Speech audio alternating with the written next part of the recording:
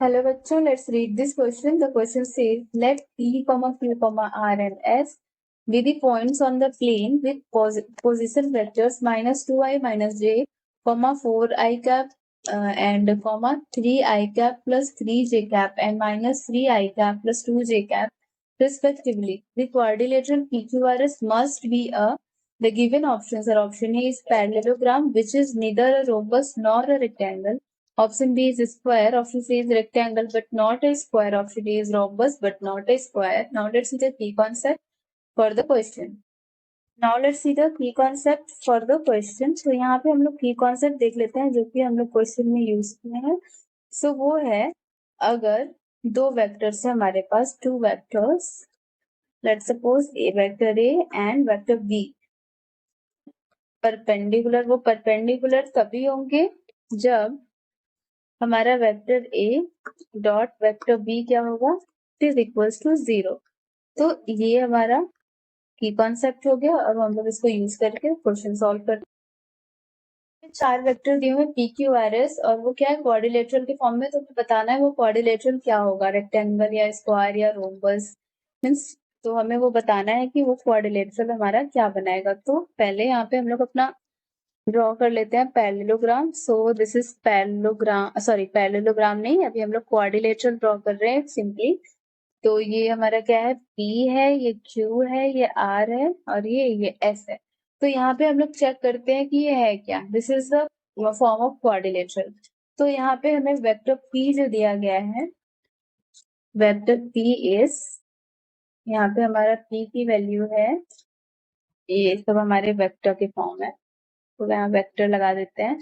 तो P है -2i minus j with cap and Q है हमारा, Q की वैल्यू है 4i एंड R है हमारा 3i plus 3j cap and यहाँ पे हमारा S है -3i प्लस 2j.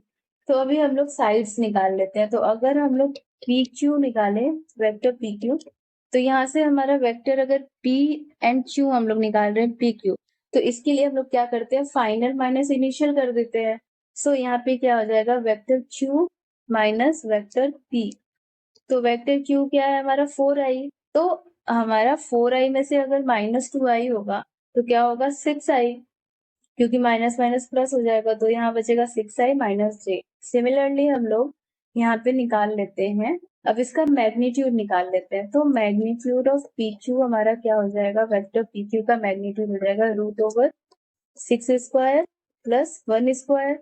तो ये क्या हो जाएगा, √37. अब ऐसे हम लोग सभी के लिए निकाल लेते हैं. अब PQ निकल गया, अब QR निकालते हैं.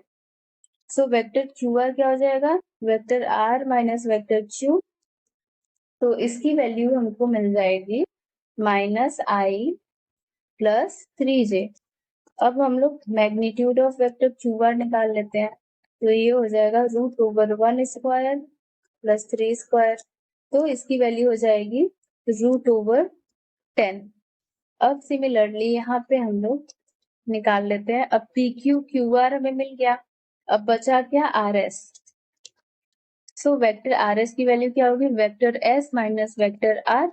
सो वेक्टर S से अगर वेक्टर R को हम लोग सब्ट्रैक्ट करेंगे तो यहाँ हमें मिलेगा -6i minus j and magnitude of vector RS निकाल लेते हैं. तो ये हो जाएगा √6 स्क्वायर प्लस 1 स्क्वायर. सो इसकी वैल्यू हो जाएगी, यहाँ पे हमें मिल जाएगा 36 प्लस 1 √37. एंड अब क्या, फाइनली हमें किस चीज की वैल्यू निकालनी है, SP वेक्टर की. सो SP वेक्टर हमारा हो जाएगा vector P minus vector S. तो यहाँ vector P minus vector S की वैल्यू हमें मिल जाएगी I माइनस 3j. एंड अगर मैग्नीट्यूड ऑफ S की निकाले तो यहाँ हमें क्या मिल जाएगा, √1 स्क्वायर प्लस 3 स्क्वायर. तो यहाँ पे 9 प्लस 1 क्या हो जाएगा, √10. अब यहाँ से हमने देखा कि यहाँ वेक्टर QR का मैग्नीट्यूड और SP का मैग्नीट्यूड इक्वल है. मीन्स हमारे दो साइड्स जो है इक्वल है, ये हमें पता चल गया. तो ये रेक्टेंगल भी हो सकता है एंड पैरेललोग्राम भी हो सकता है. सो यहाँ पे हमारा क्या है, magnitude of QR vector is equals to magnitude of S की वेक्टर। तो यहाँ से हमें कैसे पता चलेगा कि ये पैरेललोग्राम है या फिर हमारा रेक्टेंगल है? अगर रेक्टेंगल में एक और प्रॉपर्टी हमें प्रूफ करनी पड़ेगी कि हमारा जो पी एस और एस आर होंगे वो लोग राइट एंगल पे होंगे। दैट मीन्स कि हमारा ये जो P S and S R जो होंगे वो हमारे राइट एंगल पे होने चाहिए।